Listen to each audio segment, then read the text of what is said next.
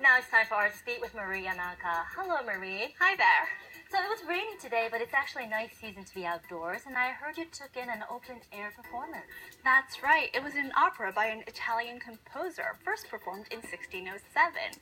Claudio Monteverdi's Orfeo got a new staging to commemorate 150 years of friendship between Japan and Italy.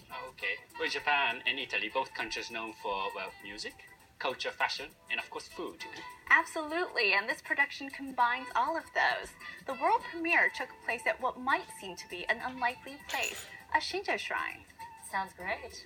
It was, and then some. A unique journey of Italian opera and Japanese traditional performing arts.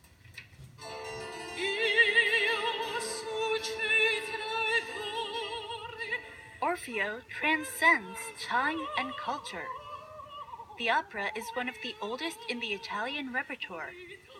It's based on a classical Greek myth, and it's been reimagined with new interpretations. The young hero Orfeo is in despair over the death of his bride on their wedding day. Devastation gives him the courage to venture into the kingdom of the dead to retrieve her.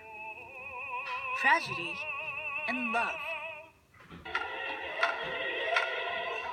The world premiere of Japan Orfeo had performers of traditional arts from Japan and Italy crossing boundaries and creating resonance.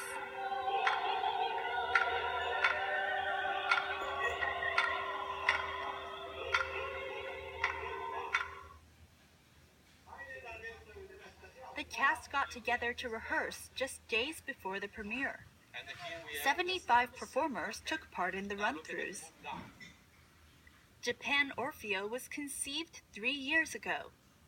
The Greek tragedy bears a close resemblance to the Japanese myth of Izanagi and Izanami in Kojiki, the oldest known narrative of Japanese history. Italians were impressed by the similarities and started working with a Japanese organization to stage a joint project. One of them is conductor Aaron Karupene, who specializes in Baroque music. In reality, it's very difficult because the Japanese and Western expressions are very, very different. But we've seen that with universal themes, that we can actually bring them together in a very powerful way. The project attracted leading figures from Japanese traditional performing arts.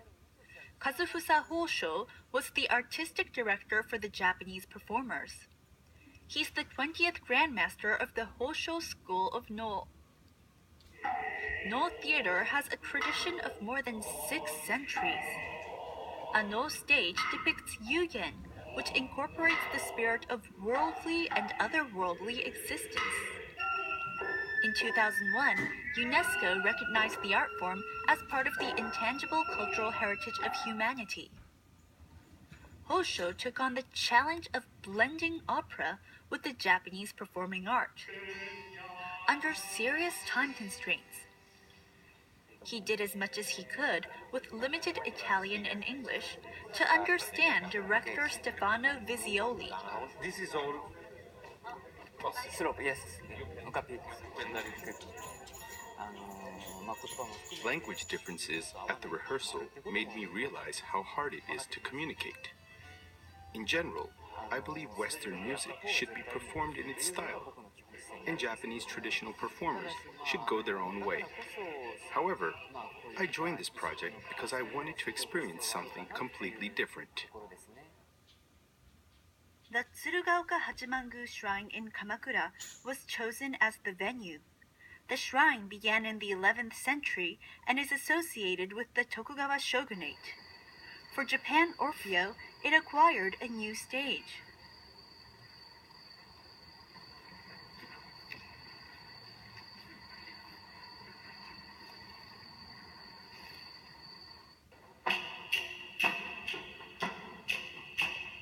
The performers were clad in costumes made by Italian designer Missoni, dubbed the Magician of Color.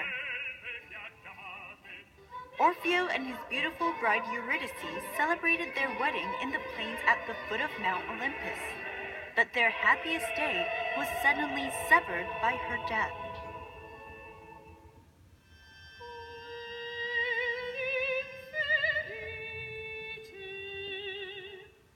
Crossing the river Styx, Orfeo reached the kingdom of the dead to retrieve his wife. He was blessed by the kingdom's royalty, played by both Italian and Japanese performers. They represent the subtle, elegant beauty of Italian opera and the otherworldly spirit of Japanese yugen, resonating together on the same stage. I wanted to show the audience that the Italian opera also shares the spirit of yugen, a faint and otherworldly beauty. Of course we have differences. For example, musical tempo. However, I've come to find even that sort of friction appealing. It creates energy.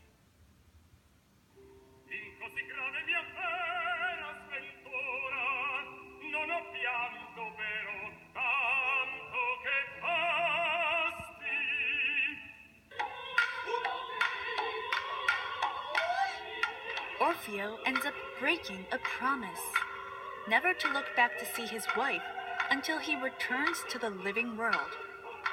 As a result, he loses her forever.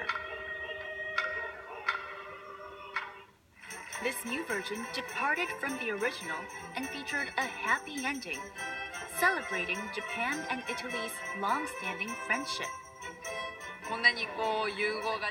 The combination of cultures and the story touched my heart. I loved it. It was very interesting. I mean, the mix and the match. I've never seen anything like it. Very entertaining. Similarities beyond differences. In a collaboration that pushed time and distance to the side. It was a big risk, but I think tonight we really did something special. You should love the difference, because the difference and the curiosity of the difference make us alive.